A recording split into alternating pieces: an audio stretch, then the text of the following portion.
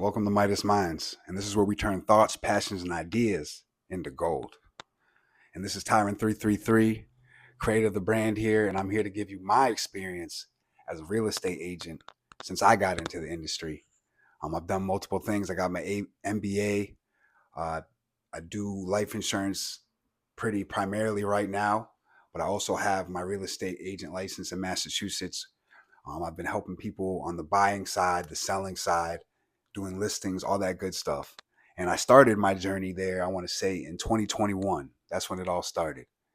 In 2021, I had my license. The first agency or the first brokerage I got with was Coldwell Banker.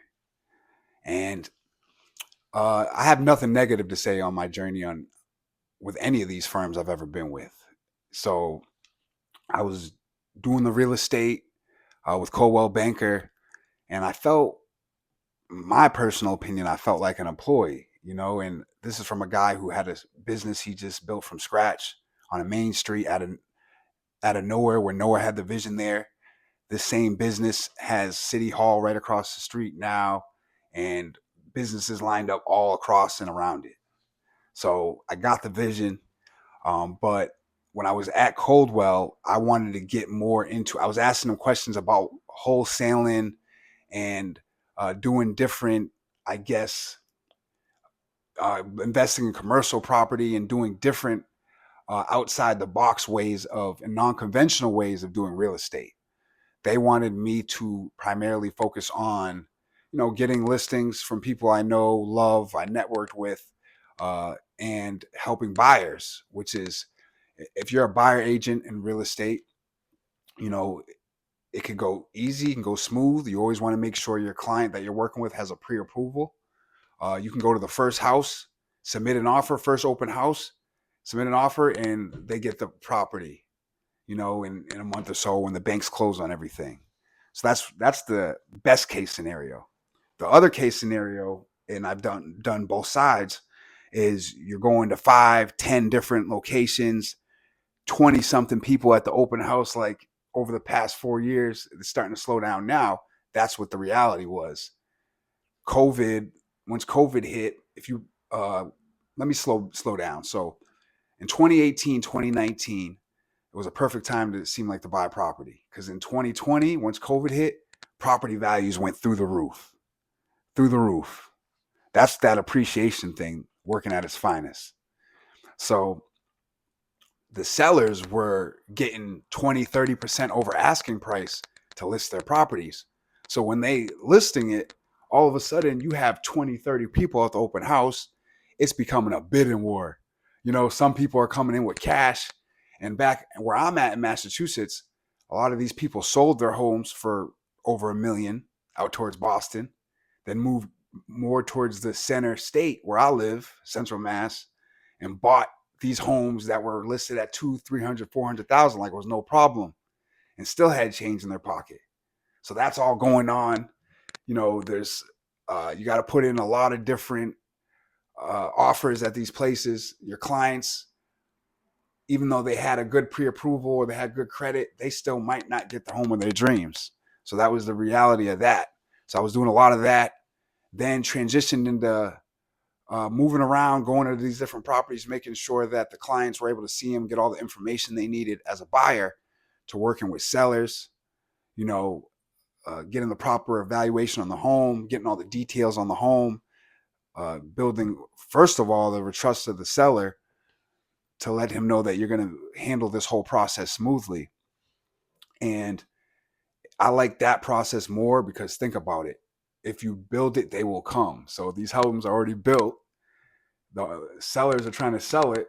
You put a listing up, especially in this time frame that I'm telling you, where the listings are going crazy and homes are selling like candy. You put a listing up, you're going to get a buyer. What do you think is the more sure way for a real estate agent at that time to get paid? With a seller. But I mean, if you have a buyer, go ahead and make sure you work the process correctly to get them in their dream home. That means fielding all emails. That means sending the offer out as soon as they want, and making sure that everything comes in timely and quick, so that the listing agent likes working with the buyer agent. So all that's going on. I've done all that. Started off a Coldwell Banker.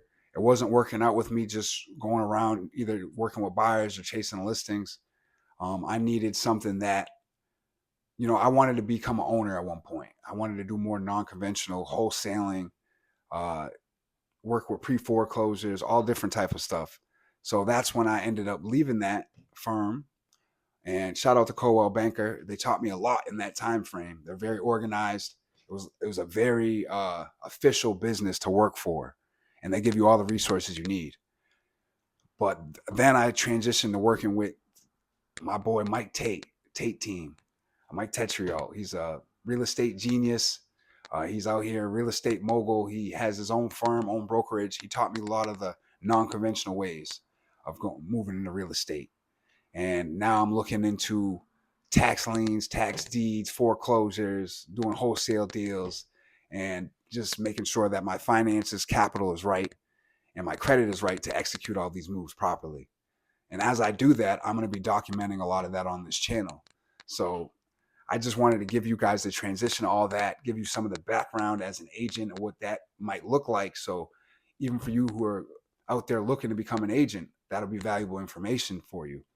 So the thing that really this year, 2024, shifted me kind of down that path of just real estate entrepreneur, not a real estate agent, is they put a cap on how much listing agents can ask for when they list these properties.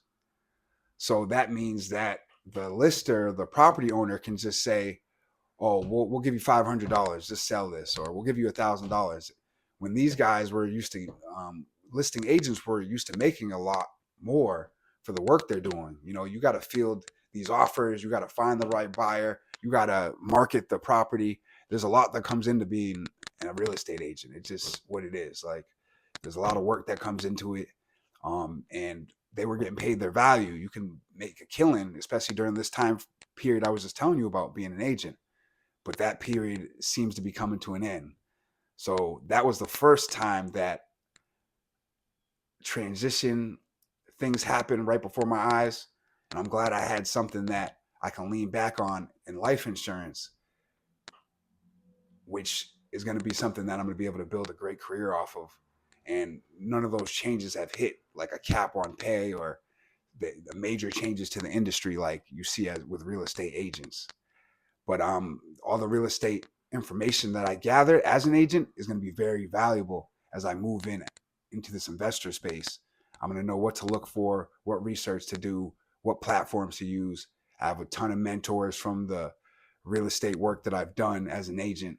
So that's going to come in all very key as I move forward in my journey. Again, it's all about inspiring. It's all about making a light bulb go off. And always remember, the mind is powerful.